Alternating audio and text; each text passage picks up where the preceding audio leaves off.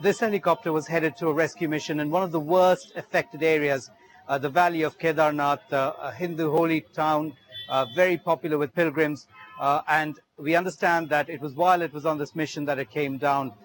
The weather's been pretty bad in these parts. A lot of the day yesterday, a lot of missions had to be aborted because of the bad weather. We were on one where the helicopter had to turn back.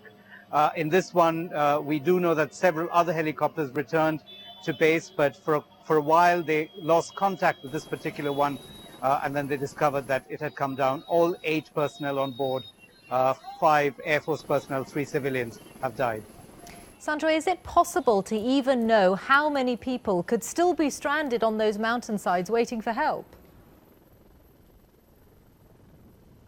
It's a very difficult process of trying and finding out how many there are. We've heard varying figures.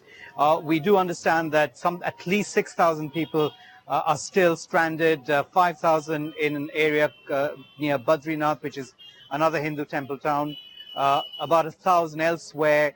Some of those people were brought back today, so we are still not sure how many are left. But I did spend some time earlier today meeting the relatives of people who are still missing. They were very, very upset, very angry, demanding to know where their missing relatives are, saying that the lists that are being put out of the people who've survived or the people who've died, their names are not on it. So there are a lot of people looking to try and find out what's happened to their relatives.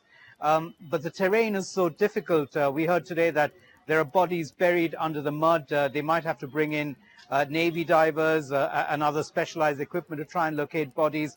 So I'm afraid it's going to be some time before we get a sense of how many people have been killed and how many people are still missing, waiting to be rescued.